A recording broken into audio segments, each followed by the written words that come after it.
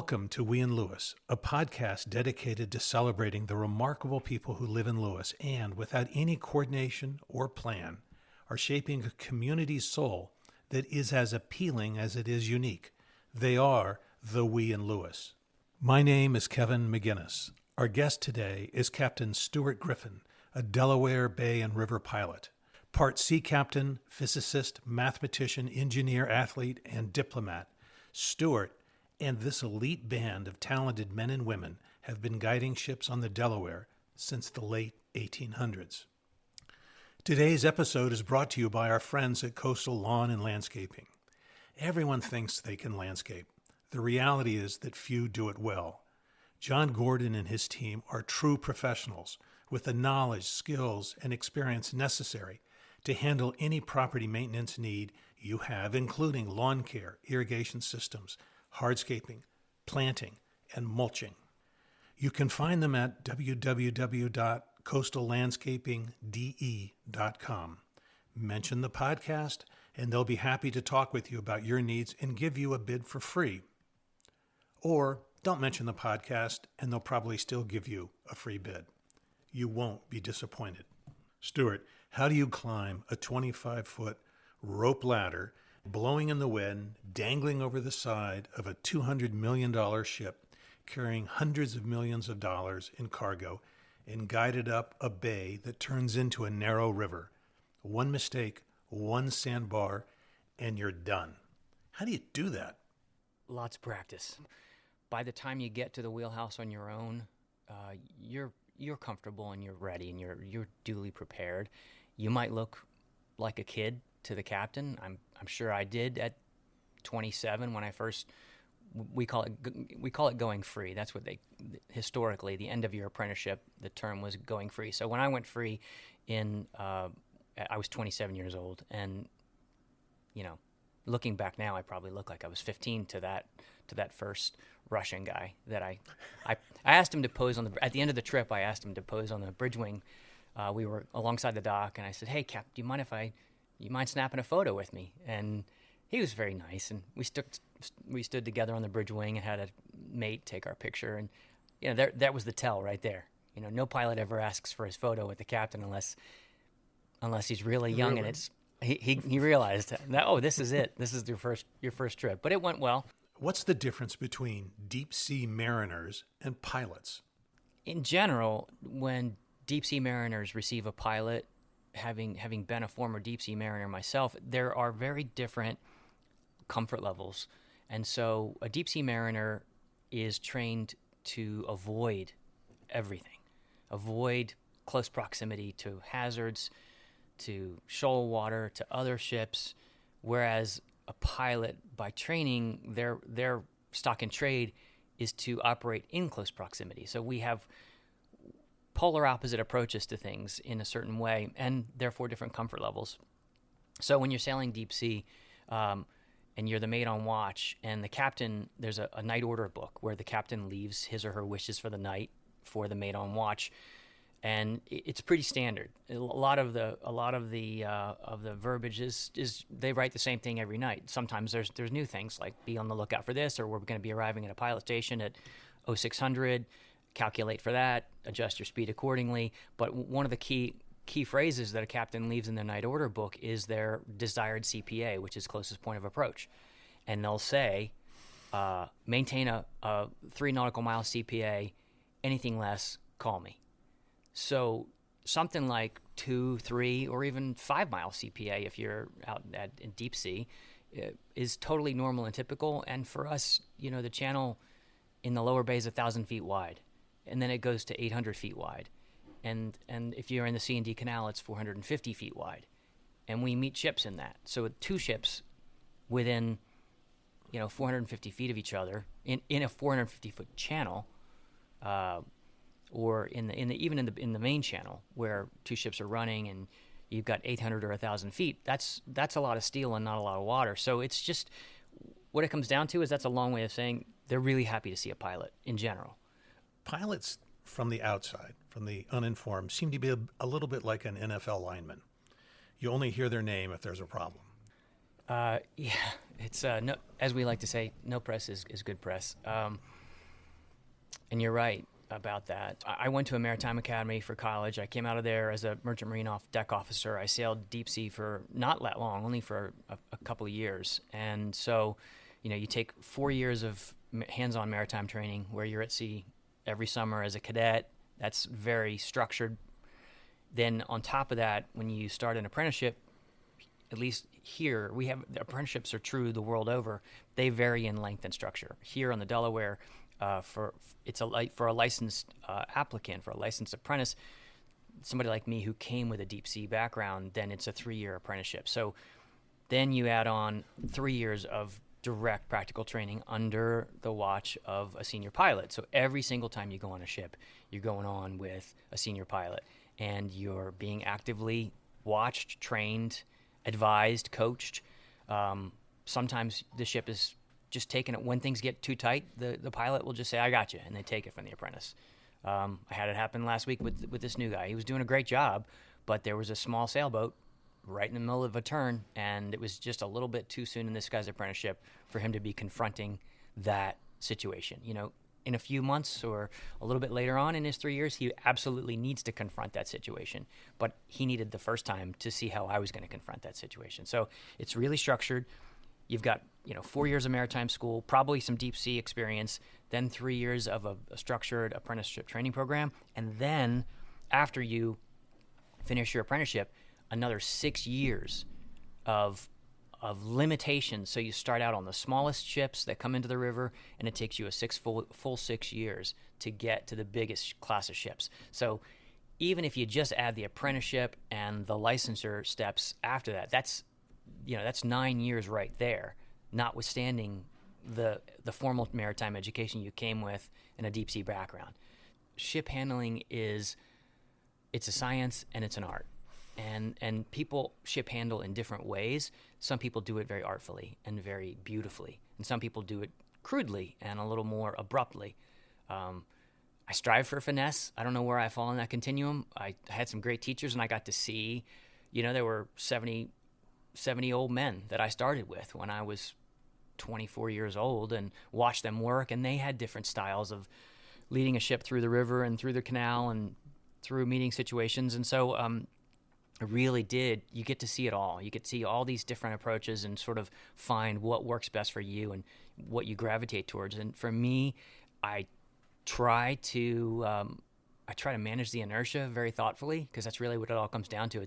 It's a big, heavy thing that you're moving, and as soon as you impart momentum to that thing, you've got to stop that momentum in the right place at the right time. And so for me, it's sort of using minimal force that you have to use when you need to use it, and using it judiciously. And certainly with thousands of trips over the years, that intuition becomes really important.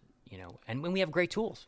We carry our own electronic package with us, because the ship's electronics differ greatly. We use their equipment too, but we carry our own package as well, which is extremely accurate.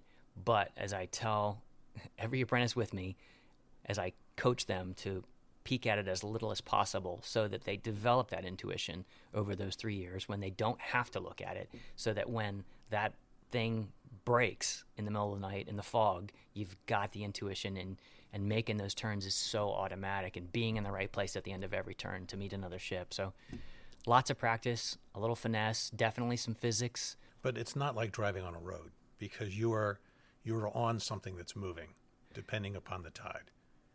And I guess momentum is essential. Momentum is essential, and the management of the momentum is essential. So yes, you're in a fluid medium, and so luckily we studied the physics of fluids in maritime school, and we study naval architecture, and we learn about a lot of ship handling training, where you learn about the pivot point of a vessel changes. So as it's not like a car, and it's in a lot of ways, and it's a controlled slide most of the time. When you're in steady state and you're going straight up a range in the river, it's not a controlled slide. You're tracking, and you're making these minute course changes, 1 or 2 degrees, just to keep the ship where you want it. But when it gets to big turns, and when it gets to being in the right place in a turn, to meet another ship in the turn, or as you come out of the turn, to ensure that your ship's where it needs to be, yeah, then it's like accounting for the current as it sets you through the turn. So as you start a turn with the ship, you then start a controlled slide, and the ship has what's called advance and transfer, which is where the ship continues on its original path through the turn, bodily sideways as you're making the turn, and you have to, you can calculate that. This is a science is a numerically driven process, but obviously I don't get out a pen and paper before every turn, because over years you start to know how a ship's going to behave, the class of ship, the hull form, the state of the current, the speed at which you're traveling. All these factors are significant, and they impact the way the ship behaves. So yeah, you just become comfortable enough to know how to put the ship where you want it, and that's what's fun. So one of your exams is it's a blank piece of paper or the outlines of the Delaware River and Bay, and you have to put everything you need to be concerned about on that blank piece of paper. Yeah, it's a handful. It really is. You have this piece of like drafting vellum. It looks like tracing paper, and the only thing when you go into the exam, all you take in with you is this drafting paper that has the lines of latitude and longitude that are on the chart in question. And you do the river in sections. You can't do the whole river in a day. It takes months to do this. So, for example, the chart of the Lower Bay, 12304. Those are the Coast Guard charts are numbered. So that chart is so content rich and so dense with material that most people break that chart in half, and they do the lower section, which would be from outside the pilot area up till around the Brown Shoal, and then they do the second half, like the Brown Shoal, which is then runs up to like lower Liston Range in another section. And so yeah, you go in with that tracing of the latitude, longitude, and just the outline of the land, just the beach, where you trace the Delaware shoreline and the tip of Cape May, for example, and that's it. And you go in with that, and then you spend a couple weeks just studying, and you have to go in and you have to recreate a proper navigational chart from memory. And that includes like the channel, obstructions, all the notes that are on the edges of the chart, and you have to shade it. You have to create all the shoals. You have to color code it with colored pencils. You name it. It's incredible. So what you do basically is you lock yourself in your house and you study for weeks, and you just commit this numeric massive amount of data to memory. And the first time when I sat down to do the first one, I got completely overwhelmed, and I was like, oh dear God, I'm never going to be able to retain this many numbers. Oddly, I just remembered this junior high teacher that had taught us this memory technique, because it's not really sort of, you can't just freehand it. It has to be very, very accurate within millimeters. Like they lay it over this. That's why you do it on drafting paper, because when you finish this test, you give it to the examiner for the Coast Guard, and he or she lays this drafting vellum over top of the actual chart.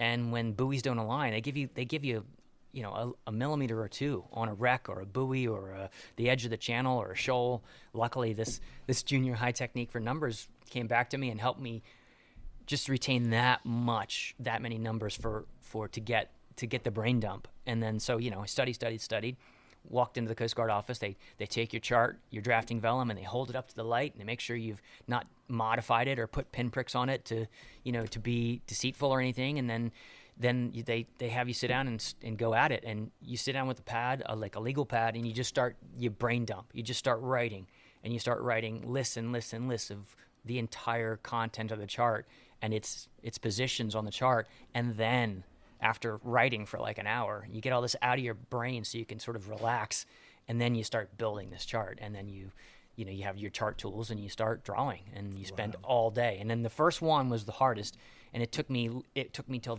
from 8 in the morning. I think they let you start, and they close at 4, and it was closing time, and the examiner was sitting there tapping his toe, and it had started to snow, and I think it was like a Friday, of course, and luckily, I was still shading with a colored pencil, and he gave me a few extra minutes to finish my shading, and, I got it done and passed, and luckily was able to pass each one the first time. But it's quite a test. And I still have those charts, and they're beautiful. Do you? Yeah, I framed the first one. It's an amazing thing. I'm still so proud of it that I pulled it off. It's a work of art. You could tell it was rushed and stressed, but it's pretty neat.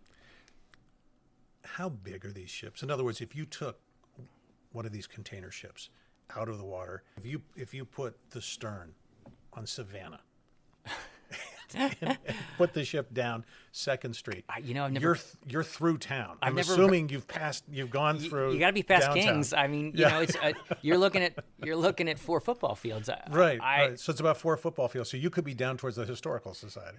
Yeah, I've never paced it off, but I really I should do that to get an idea of how it plays out. But we're doing 1,100 feet with regularity now, and we had tankers that used to be that size that were 1,100 feet, and some of the biggest, those were 70 meters wide. So like over 200 feet wide, those tankers that called years ago. So that's wider probably not only than 2nd Street, but the buildings on either side. By a long shot.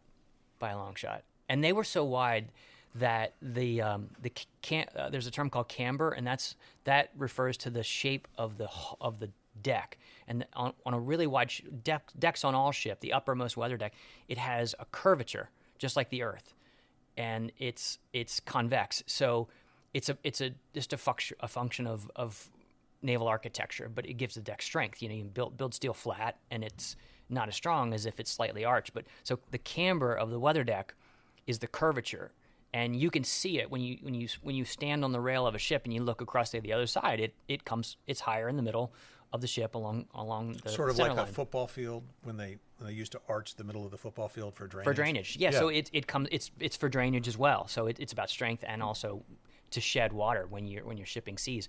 But like on those tankers that were 200 feet wide, the camber was so significant. When you stood on one side of the ship on the rail, you couldn't see across the camber. You couldn't see to the other side because the steel rose that much in the middle. You asked how tall. We call that the air draft. That's that would be the measurement from the water line to the highest antenna, and that's relevant because you've got to fit under bridges, and bridges aren't getting any taller, but the ships are. So you got to be more mindful of that. So now, it's not uncommon to have the air draft of one of those container ships to be probably on the order of 165 feet in the air at the top of the antenna, so top of the stack. If you put that ship down, just for comparison purposes, not only would it go through the entire town, not only would it be wider than the buildings on 2nd Street, it would be much taller. A lot taller. Yeah, I mean, 160 feet. What's that? 15, 16 stories, something like that. So yeah, it's big. It's really big. You belong to an association, and there's been a history of pilots on working the bay, working the river, since the 1600s, as I understand. They weren't organized, but people were using pilots then. Yes, it's a fantastic history. I'm really honored to be a part of it. In the earliest days, the Native Americans that resided here helped European ships into the bay. So it even precedes. I mean, obviously Lewis was created in 1631. I guess was the first Dutch settlement, and so in those days it was not uncommon for Native Americans to provide, I guess, a form of pilotage to help to come on as local guides. And that's really, we're still local guides. It's really what we do. So yes, so for those couple hundred years, it evolved as so many things did, where Europeans that were settlers eventually became, as things like shipbuilding took hold here, and as the colonies developed and trade with Europe developed, the Europeans that had come here, some of them became pilots, and piloting families started. And in those days, it was competitive pilotage. The pilots, it was pretty incredible. They had their own pilot schooners, and they raced offshore, and they literally competed to get the job by being the first one. So in piloting this we have this tradition that the handshake is the contract. So when you get on to the bridge of a ship, the first thing we do is shake hands with the old man, the captain. The old man is a term It's a nautical term. It's a nautical term. Okay. It's not a gender specific term, because there are female captains for sure. But yeah, the old. I guess you still call him the old man because it's just an old term. So yeah, you shake the old man's hand, and that's the contract, and it locks in. It's the beginning of this is the beginning of our business transaction and the beginning of our day together. And so in the 1600s and even up till 1896 when our association was formed. So our association just turned 125 years old last year, and so prior to 1896, so for all those years, it was competitive pilotage, and these schooners raced offshore many miles into the ocean offshore, and because they were competing to be the first one to shake the old man's hand. So it was cutthroat racing. That's part of why the pilot schooners were built to be fast sailing vessels, and because they were competitive, that competitive instinct pushed them further and further out to sea to get to the ship first, which ultimately resulted in lots of loss of life. Pilot schooners went down all the time in storms back then, and you got the schooner near this inbound merchant ship, and ships, of course, were a lot smaller then, and they had to drop a dory, and they had crew members that would row the pilot over. So it was a pretty big evolution to get alongside this thing while it was still coming in and underway, and we still do it the same way. When we board the ships now, they're still underway. They never stop. We board a ship at like 8 knots. So it's kind of like things haven't changed in hundreds of years. And to your point, we still use a rope ladder. That hasn't changed in hundreds of years.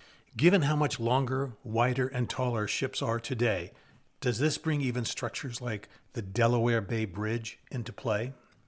We brought some new container cranes in from China a few years ago for the Port of Philadelphia, and I had the good fortune to be able to create the passage plan for these transits of these cranes. And if anybody's ever seen gantry cranes that take containers off ships, they're these massive structures. They look like something out of science fiction. And these things, a lot of them are made by a company in China called ZPMC, and ZPMC ships these things all over the world, and they ship them basically fully assembled. And these things when they're fully assembled, they can be a couple hundred feet high. So they put them together, and they leave them in sort of a lowered position. They don't jack them fully into an operating position, but they ship like 4 of these massive steel cranes on the deck of a bulk ship that's custom fitted. And it's incredible. These things are sticking, these cranes are raised high in the air, and they stick up a couple 250 feet in the air, these arms, and they bring them across the ocean like that. It's incomprehensible that the ships can maintain stability, but they get there, and they came with, I think it was in 3 different deliveries. They delivered like 5 gantry cranes a couple of years ago, and so we had many different passages to plan, and it was really fun to consider all the needs of the transit. They lower these arms, they drop the cranes, they'd bring them into the lower bay and prep them. So it was days of kind of getting these things prepared to go under the bridges and they would ballast the ship down to its maximum draft to minimize the air draft, just literally by pumping water ballast into these ships to flood them just to the point where the decks were just barely above the water to squeeze under the bridge with this crane. And so we'd plan the transit on, because we've got tides that are semi-diurnal, so we have every 6 hours the tides change here, the height of tide, and so you've got 2 highs and 2 lows every day. But of those low tides, one is lower, so we'd choose the lowest of the lows. We would plan it. We had to go under the bridge because, like the Delaware Memorial, it actually sags under the weight of the traffic. All bridges do. They deflect based on the loading of the bridge. So, if you went on a Memorial Day weekend when the Delaware Memorial Bridge is a parking lot and full of traffic, the thing can be deflected by a couple feet from the weight of all those cars and trucks. So we plan these passages for nighttime, on a weekend when there's no commuters, during cold weather because the steel gets softer when it's warm, the lowest of the 2 low tides. So you had to kind of align all these factors, and then we collaborated with the River and Bay Authority, and they installed air gap sensors, which are basically like laser rangefinders on the bridge. So we had live data push to our phones of the distance from the surface of the river to the steel at any moment. So we literally had the ship arrive precisely at the best time and had the 2 pilots on board keenly paying attention to the air gap data, to everything else, and we had all kinds of contingency plans in case we had to scrap. And it was amazing. We had teams from the Coast Guard on the bridge, and teams from the engineers were there filming it, and we squeezed this thing through several times and pulled it off and never scraped the thing. How much clearance did you have? We didn't get a laser measurement to the distance under the bridge, but it was definitely less than 5 feet. I'm going to say we probably, I'd have to look back on my notes and see what we calculated the clearance at. We had it figured out exactly what we were going to have. I'm going to say we probably had a good 3 feet, which is... 3 feet? Yeah, that's a lot for us. I mean, there's a saying, a miss is as good as a mile. So... It's pretty tight. So it was... That's a little tight. We didn't scrape. That's all that mattered. Stuart, you've always been in what seems to be perfect shape. And then COVID hit. What happened? Well, I had a really challenging go of it, but a lot of people did, and a lot of people fared a lot worse than me. I was really lucky to go through, I guess, the first couple of years of COVID with no infection. And so then in January of last year, in January of 2022, just after the holidays, I did finally get COVID. I had gotten the Moderna vaccine in the previous fall, and in January I got COVID, and I had a pretty bad case of it, but I didn't have to go to the hospital or anything, and managed to get through it at home luckily with my wife supporting me with all kinds of supplements and good stuff to kind of help ease the burden, and I got through it. And I was out of work for a week or two, and then about the 2-week point, I started going back on the river, and I started to gently exercise and just easing back into life. And I was still feeling kind of off, and I just sort of started feeling more and more off, and I was like, I was nauseous all the time, and I was weak, and I was sort of struggling to get through a trip on the river, and just sort of feeling like I just barely had it in me, and I went to get off a ship at the end of one of these trips, and I was like, man, it was a rough trip. And I went to get off, and I swung out onto the ladder, and I was on the top rung of the ladder, and it was a long climb down to the pilot boat. It was like a 25-foot ladder, and I couldn't feel my left hand. And I'm hanging on the ladder, and my hand felt like it was numb and kind of detached from my body, and so it was really scary. And I managed to kind of will my body to work, and I got down the ladder barely, and I did what any sane person would do, and I didn't tell my wife. And I walked around the house for a week, hanging from door frames and flexing my hand and trying to convince myself that everything was copacetic. And then a few days later, it was a cold winter day, and I got on the rowing machine because it was too cold to run that day, and I just my heart rate went crazy when I was on the rowing machine. I stopped, and I felt sick, and I came downstairs to my wife. She was working on her laptop on something on the couch, and I said, something is not right. It was sort of like a full body autoimmune disease, as I would guess.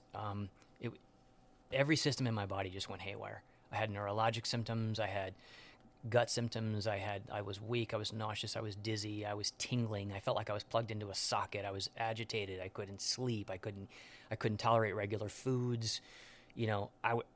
So a month prior, I was running 25 miles a week, and then it got to the point where I couldn't even drive. I was like housebound for a while. I lost 20 pounds. I didn't have a pound to lose because I was already a runner, lean, nothing to spare. I was weak and shaky, and so I spent the following few months just desperately trying to figure out what in the heck was going on in my body. And I chalked it up to long COVID because that's what it aligned. My symptoms aligned with what I could research, but it was too new. There wasn't enough science to really. Nobody knew what to tell me. I went to lots of doctors, and people did what they could for me, and thank God my wife was able to be so incredibly supportive. She's a chiropractor and a functional medicine doc and knows so much. And she just spent literally months researching. Every morning I would come out of bed, after a rough night of no sleep, and she would be researching for hours every day. So I guess she's pretty fond of me, because boy, did she put the time in and the blood, sweat, and the tears to help me figure out what to do. And just, little by little, I had to stop working. I was way too sick to work. So March 1 of last year, I stopped working. I was out of work for 8 months. It was awful. I was really, really lucky that my partners, thank God, were so generous and gracious and kind and supportive. And the association's a partnership. It's a partnership, yeah. And they stuck with you. They stuck with me, this. yeah. It was incredible. It's They supported me and supported my family, and it's really scary.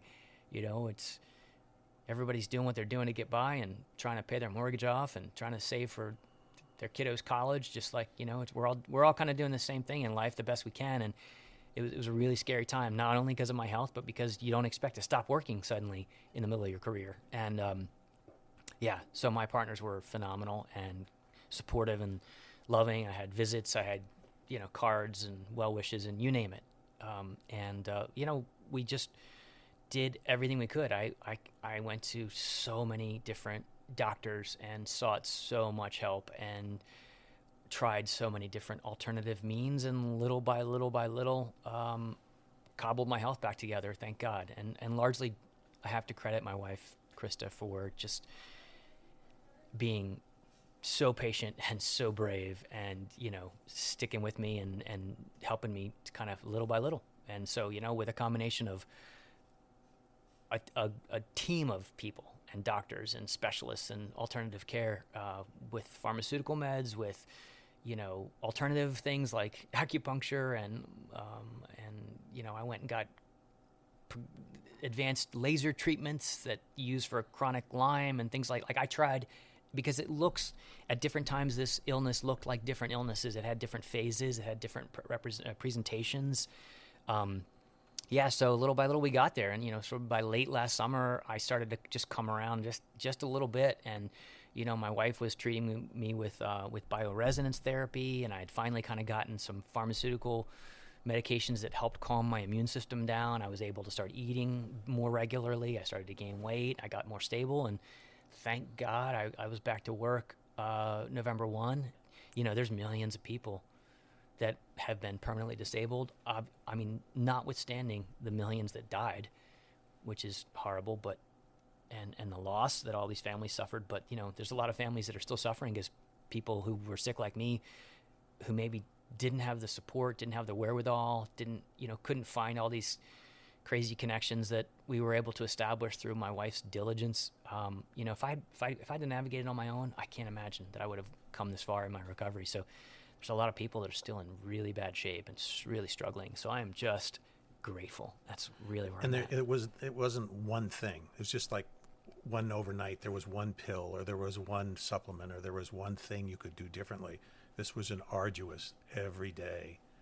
Yeah, it was slog to get through it. I wish there was that. I've gotten text messages from some friends in different places in the world, who have contacts and friends and family members who struggle with long COVID. And, I still don't even know what to say when I get one of those text messages. I just hold the phone up and show it to my wife, and we sort of scratch our heads and say, boy, where do we start? Well, it's a real tribute, not just to you, but to your wife, Krista, but also to your partners, the association. They were incredible. They really were.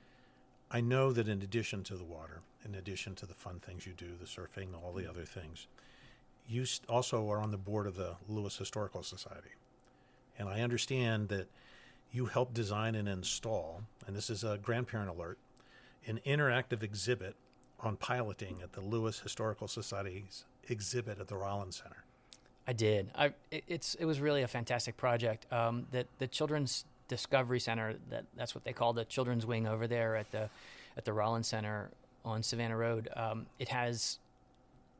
They did a long search when they were thinking about what exhibits to put in there, and I was chatting with some folks from the committee that was sort of formed to create this concept for different things to include. And I said, they wanted some maritime components, and we were talking about the different options. I said, look, I know this one, This one's sort of like really aspirational, but have you considered maybe a ship simulator? And I knew it was going to be a big lift, and I knew it wasn't going to be cheap and technically complex, but they got excited, and we managed to pull it off thanks to the generosity of some tremendous local families and foundations and all kinds of things. And so, yeah, we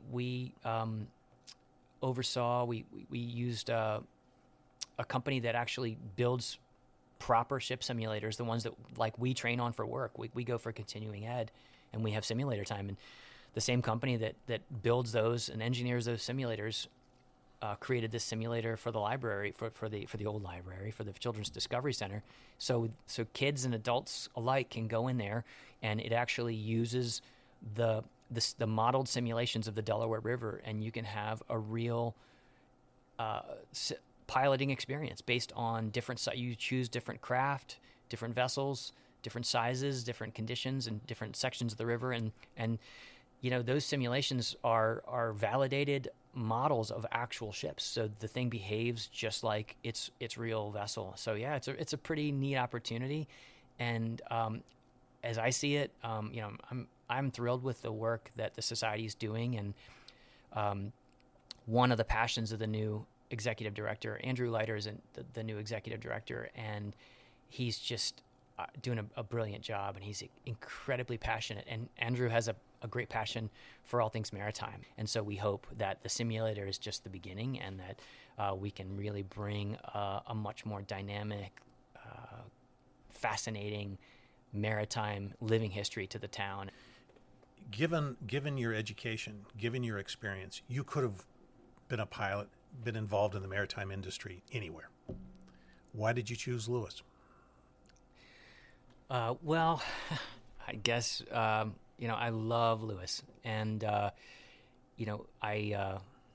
was born here and largely raised here. I lived over in Millsboro when I was a younger kid, but I did high school here and spent really every year since, with the exception of college and the years I was sailing deep sea, I've been Lewis centric. And it's funny, when my wife and I first started dating, she lived in Philadelphia, and she's a New Yorker originally, and she came down to visit and naturally fell in love with the town. And we'd be out, or we'd be traveling somewhere, and I'd be talking about Lewis to people, and she'd be like, "You need to stop already." Because Lewis is crowded enough. It does not need stop selling. Stop selling. So yeah, I've just always been really, really a big cheerleader and a big proponent. There are a lot of things I love about it, but what I really love about it is that it's become this incredible melting pot for people from different places with so much to offer. Working with the Historical Society, I'm just in awe of the folks that are on the board and the skill sets that they bring and the perspectives that they bring, and how they want nothing but to just make a fantastic thing here. I could list 30 or 40 groups of people who do great things in town, and they're in. So I just think it's a great little dynamic place where people are super invested, and there's so much capability and talent and goodness and kindness and generosity here. It's a wonderful community. I feel really incredibly lucky to live here, and we love to raise our son here, and so it's just a special little gem. Well, again, Stuart, we're lucky to have you as well. So thanks for everything you're doing for the town. Thanks for spending the time today, and thanks for the stories. And I think we now have a little better idea when we see those ships out in the middle of the bay, stacked up in a line, what's really going on. Thank you. It was a great time. Thanks. Thanks to today's sponsor, Coastal Lawn and Landscaping. They can turn any yard into a garden. Thanks to Kindle for letting us record at the restaurant. And thank you for joining us. Our next episode will air on Tuesday, June 20th. Have a wonderful day, and please, when you can, stop, put aside all the usual daily dreck, and take a moment to enjoy the remarkable hamlet called Lewis, which some of us are lucky enough to call home. Till next time, this has been We and Lewis, the podcast.